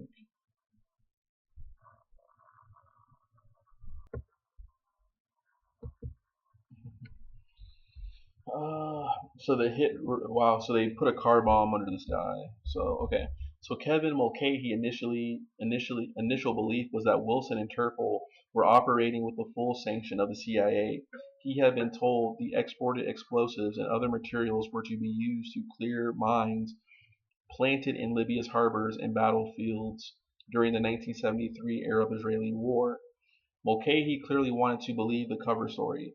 His own intelligence, his own allegiance to the CIA was deep. He had worked for the agency as an intelligence analyst in the 1960s, and his father had begun working there in 1947, the year it was chartered. In 1968, Mulcahy resigned to take a job in the electronics industry, and in 1976, Ed Wilson offered him a high-paying position in his export company. Mulcahy knew Wilson had served with credit in the CIA. He knew so sorry knew he was widely respected by his former agency associates and was led to believe that important ties still existed. Indeed, one night, not long after Mulcahy joined the business, Wilson took him to Theodore Shackley's home. Shackley later said he welcomes such visits from Wilson because they produce useful intelligence. Among other things, Mulcahy recalls Wilson and Shackley discussed Wilson's forthcoming visit to Libya for a meeting with Gaddafi. Wilson's main purpose for the meeting, however, Mulcahy says, was to seek Shackley's intervention in the granting of a government export license for a pending sale of high-grade communications gear, whose export was about to be disapproved by the United States government. It is not clear what significance Shackley gave to the visit, but Mulcahy certainly thought he understood the point. that the export business was covertly approved by the CIA. After Mulcahy's alarming discovery in his company files, he knew he needed help, that he had to talk to someone. My first instinct was not just to hurt anybody, he says. It was a CIA operation. I didn't want to blow it by exposing it to an outsider or to some underling at the agency. I felt there was no one I could safely talk to about what I had found. So he turned to Shackley. If the if the Wilson Turple operation was CIA, Mulcahy knew he could discuss it with Shackley without jeopardizing it. But while awaiting for Shackley to return his call, Mulcahy also phoned an old family friend who worked in the CIA's Office of Security and asked him to come over and review the inter-technology documents. My initial thought was to my thought was that no matter what Shackley decided to do or not to do, I wanted someone else in the agency to be aware of the Libyan operation. Mulcahy recalls, I wanted a second reporting source.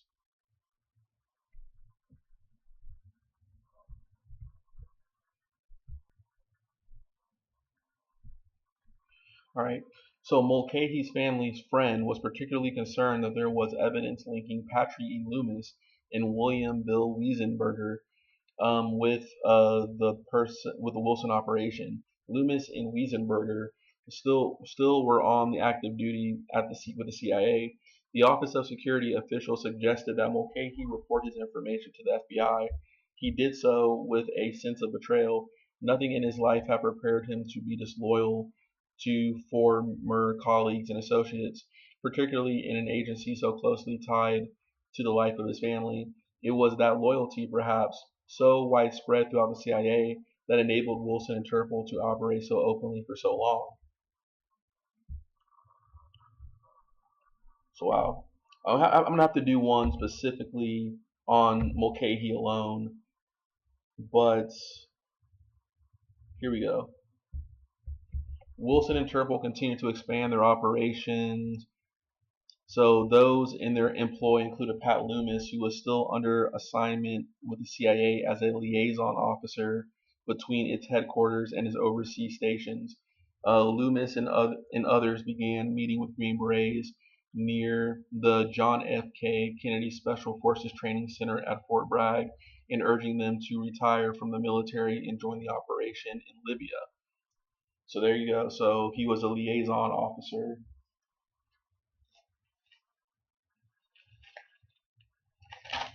Um,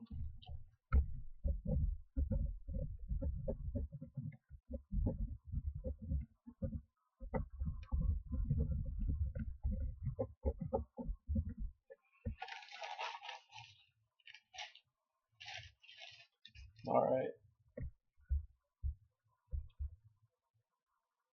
So in those contacts, the Green Berets later told a federal grand jury there was once again the suggestion that everything had been sanctioned by the agency.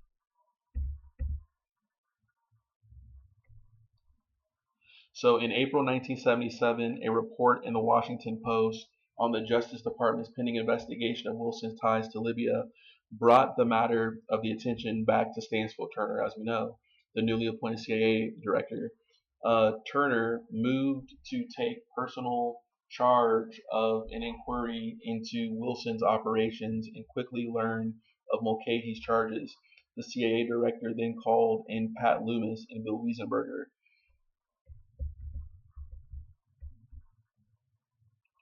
questioned them, and fired them. So there's that.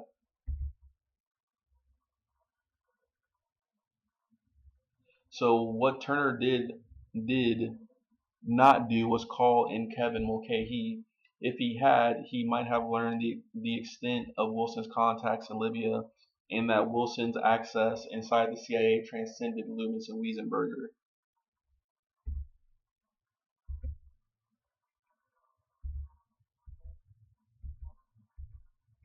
Okay, so there's that there.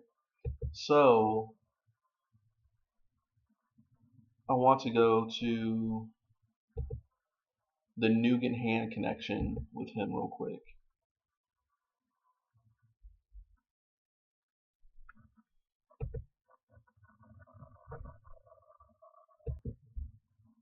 All right, so this is about Patry Loomis's ties to the Nugan Bank. So the Nugan Bank was an Australian merchant bank that had collapsed in 1980 after the self-deletion of one of its founders, Australian lawyer Francis John Nugan, resulting in a major scandal. News stories suggested that the bank had been involved in illegal activities, including drug smuggling, arms dealing, and providing a front for the United States Central Intelligence Agency. Speculation grew when it became known that the bank had employed a number of retired U.S. military and intelligence officers, including former CIA Director William Colby. So, go down here. So, Loomis. So, in 1981, Prime Minister Malcolm Fraser, who had hoped the Nugan controversy would fade away, stood before the Parliament and told the Australian public that the CIA had no interest in the bank. However, Fraser's assurances were challenged by journalist Brian Tuohy, who wrote that a former CIA agent had told him that Patry E. Loomis had worked for the CIA and allegedly arranged for huge sums of money to pass through Nugan for various intelligence operations around the world. Details in Seymour Hersh's 1981 article, The Gaddafi Connection, in the New York Times, supported to these assertions.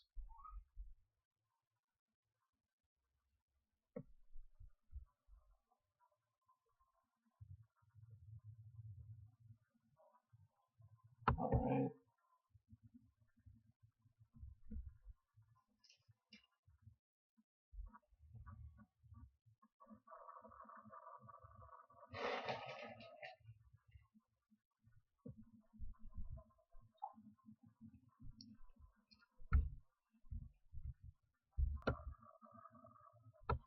All right, so this is another article, and this is by the UPI, a former Green Beret who worked for the CIA, and I believe they're talking about Thompson, who we've talked about in other things. So, a former Green Beret who worked for the CIA said he is convinced former CIA analyst Kevin Mulcahy was killed to stop him from testifying against a renegade ex-intelligence agent caused accused of arming Libyan terrorists.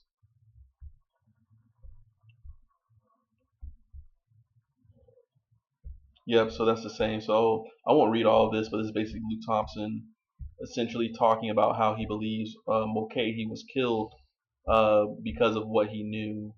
However, this article is interesting because it connects to um, the shooting of the Colorado State Libyan dissident student that I talked about in another video, which was an assassination attempt performed by Eugene Tafoya, who was one of the Green Berets in the Blonde Ghost network of Edmund Wilson and Tom Shackley.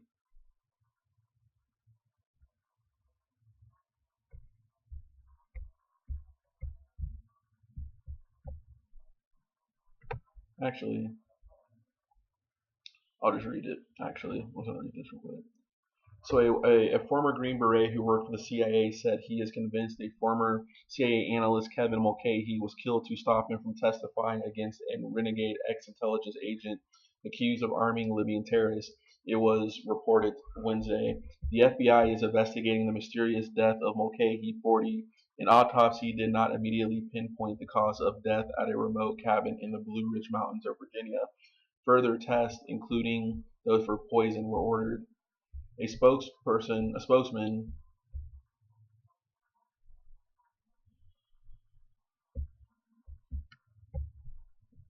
sorry, so a spokesman at the FBI headquarters said in a preliminary investigation would be conducted at the Bureau's Richmond, Virginia office, and Shenandoah County authorities also said they would investigate pending a final autopsy finding.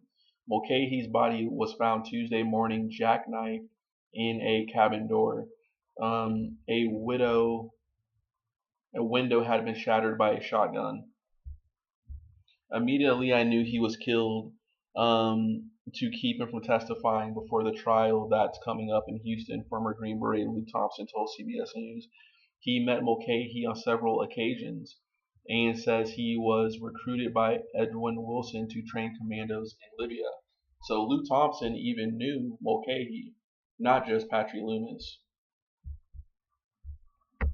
Mulcahy, a communications expert who left the CIA in 1968, was the second potential prosecution witness to die in the case of Wilson, and renegade ex-CIA agent accused of working with Libyan leader Muammar Gaddafi. He was scheduled to testify against Wilson next month. Probably drugs, said Thompson, speculating of the cause of death. Probably stimulated a heart attack. There's a number of ways, but that's probably the most common. The drug is not traceable in an hour or so after death. Thompson said he fears for his own life now. I'm trying to stay away from my home as much as possible, he said, adding that he has not been offered federal prosecution. I don't want my family involved. A Colorado policeman, Ray Martinez, and that's interesting. So Ray Martinez was the Colorado policeman in the whole Eugene Tafoya attempted assassination in Colorado of a Libyan dissident student. So a Colorado policeman, Ray Martinez, told CBS Mulcahy called him a week and a half ago and said he was being followed from one motel to another. So he's been in rooms and knows that when he's been out of the room, somebody's been in his room. Martinez said he didn't know, in his words, if there was a bomb being planted or someone was setting him up or if he was going to be poisoned. He expressed that several times that he thought he could be poisoned to death, the officer said. So the case has certain unusual aspects to it, said James Bayer, a deputy medical examiner for Northern Virginia District, referring to the public and legal aspects of the case. Bayer said that the cause of death is pending and results from further blood tests, including routine blood tests for poison, could take several weeks. He declined to say whether the autopsy revealed high alcohol content in his blood. Donald Mulcahy, the dead man's father and a retired CIA official, said his son had been treated for alcoholism and had been depressed recently and started to drink again. He said he doubted his son was murdered. Gary Dalton, Shenandoah County Sheriff deputy who found Mulcahy's body at the Mountain View Motel Court in Edinburgh, Virginia, said there was no inkling whatsoever to suggest foul play. No trauma to the body, no marks, no nothing that indicated foul play, he said. But Bill Brannon of the FBI's Richmond office said, we have been asked by the Department of Justice to conduct an investigation into the circumstances surrounding Mr. Mulcahy's death to determine the cause and to determine whether there might have been an obstruction of justice. Lieutenant R.R. Rinker of the Shenandoah County Sheriff's Department said Mulcahy had an Alcoholic Anonymous card in his wallet when his body was discovered in a $50 a day cabin 90 miles west of Washington. Shenandoah County Commonwealth Attorney William Logan Jr. said several wine bottles were found among Mulcahy's belongings. He declined comment on whether Mulcahy could have collapsed outside of the cabin and died of exposure Monday night when the temperatures dropped to the 40s. Sheriff Marshall Robinson said Mulcahy had been told by the hotel manager to leave and had paid his rent. Wasserman had been told by the hotel manager to leave and had paid his rent. He said Mulcahy had moved everything out of his cottage and into his vehicle. Rinker said a window in Mulcahy's cabin had been shattered by a shotgun. A shotgun was found in Mulcahy's truck. Officials said they did not believe Mulcahy was shooting at anyone and had discussed the broken window with the manager. Mulcahy was scheduled to be a key witness at the first of three separate trials of Wilson scheduled to begin next month in Alexandria, Virginia, Washington, and Houston. Wow. So Mulcahy was scheduled to be a key witness at the first of three separate trials of Wilson scheduled to begin next month in Alexandria, Virginia, Washington, and Houston. U.S. Assistant Attorney E. Lawrence Barcella, the prosecutor in charge of Wilson's case, said the death would not cause any delays. Mulcahy is said to have joined up with Wilson and Turple in 1976, then become disillusioned and told the CIA what he knew about the operation. Wilson and another former CIA employee, Frank Turple, who had last reported as a fugitive in Beirut, Lebanon, were allegedly involved in an operation that smuggled arms and explosives and trick bombs into Libya. Rafael Villaverde, a Cuban also allegedly involved in the Wilson case, was killed in a boat explosion near the Bahamas 7 months ago. The Coast Guard ruled it an accident. What's interesting is that Rafael Villaverde is a Bay of Pigs veteran who most likely knew Ted Shackley, Felix Rodriguez, people of that nature. So I'll just end that there.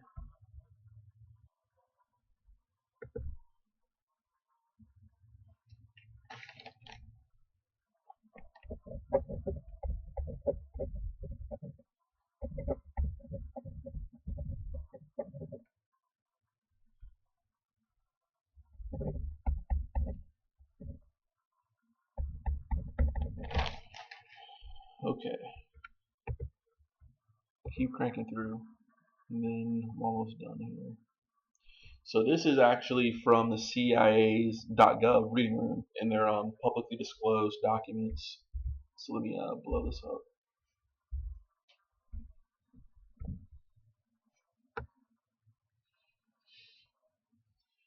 So CIA employee to Tafoya case, and I want to say that Loomis's name appears somewhere in here.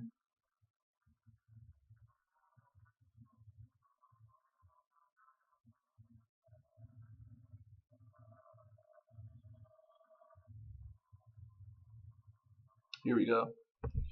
So over here, so Thompson, so in the third column, I'm about 1, 2, 3 paragraphs down, Thompson has said in interviews that he and 10 other Army Special Forces personnel he recruited went to Libya in 1977 to train Libyans in terrorist techniques. Thompson, a Green Beret Master Sergeant stationed at Fort Bragg, North Carolina in 1977, said he was recruited for the operation by Wilson associate Patry Loomis, who was a CIA agent at the time. So that's another Patry Loomis thing there.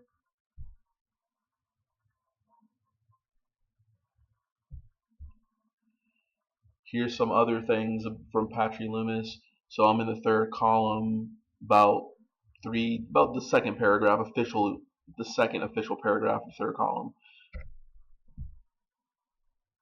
So that operation began in July 1977 when a man identified as Patry Loomis, who said he was a CIA agent, contacted Luke Thompson, then a Special Forces Master Sergeant at Fort Bragg. So Loomis said they would receive 4,500 monthly plus bonuses.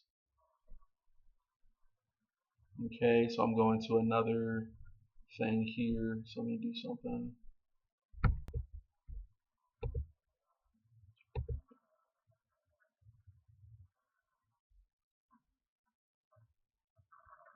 And this is another article I found about Patry Loomis. This is actually from Australia, from thegreenleft.org.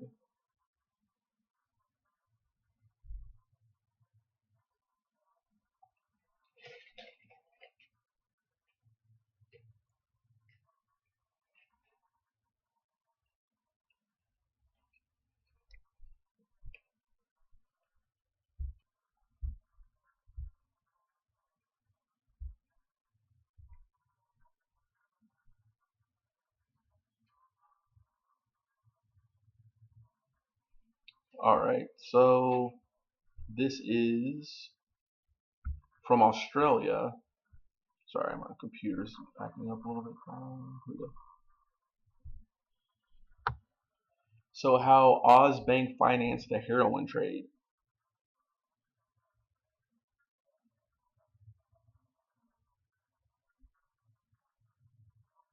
So what's interesting is, so we already kind of briefly touched upon the Nugan Bank, but if I go to Control F and Loomis,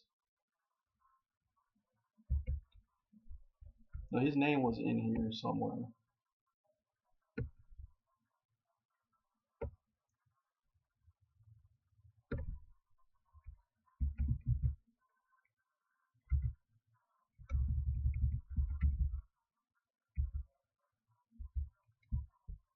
Hmm. Actually, never mind. But he was associated with this Nugan Hand Bank with Michael Hand. So there's that. This is actually so.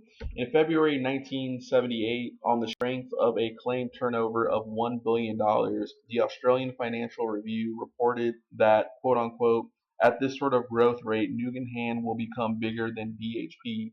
2 years later, on January 27, 1980, one of the two founders of the Nugan Hand Bank, Frank Nugan, was found dead near Lithgow in New South Wales from a gunshot wound to the head, apparently self-administered.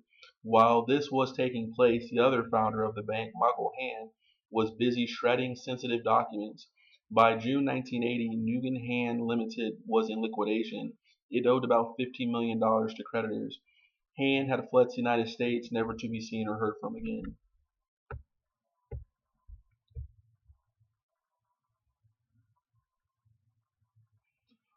So, skipping down, the bank also had business dealings with a number of high ranking former CIA officials, including Ted Shackley and Thomas Clines, deputy and deputy chief, respectively, of the CIA station in Vietnam in the 1960s.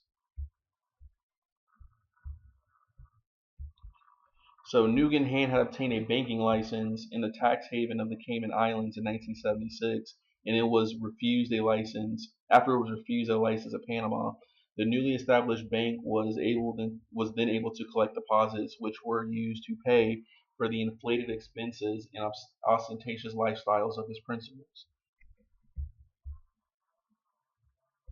It has also enabled the bank to establish offices around the world and go into the heroin trade.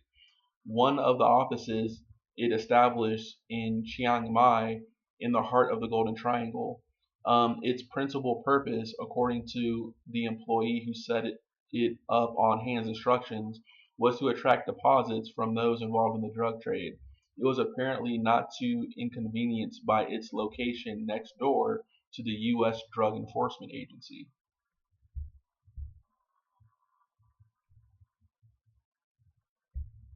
So we'll go more into this, but for whatever reason, I thought Patry Loomis,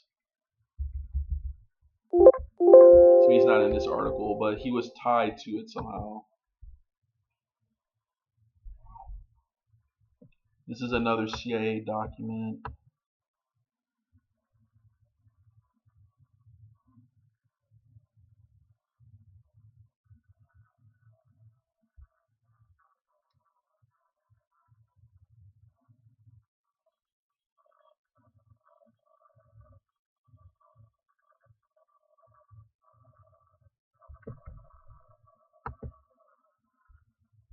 All right, well, yeah, I'm gonna probably just end it right there, really. But yeah, so this just kind of that's more in-depth stuff about Patry Loomis. We talked about Luke Thompson, some wild stuff, man. Some really good articles. So I'm just gonna end it right there. This is kind of a longer one. I mean, I can basically do an entire video on Kevin Mulcahy. And like I said, like I may not get to doing videos on every single person, you know what I'm saying? But with the schematic that I showed in my videos, you know, I'll probably post this online somewhere. So if I'm not able to get to it, other people can kind of look into some of the stuff I was kind of talking about. Um, because it's pretty wild stuff, man. But I'm probably just gonna end it right there. So this was about go here about Patry Loomis, who was some CIA kind of guy back in the day. So yeah, so we're gonna end it right there. All right, thank you.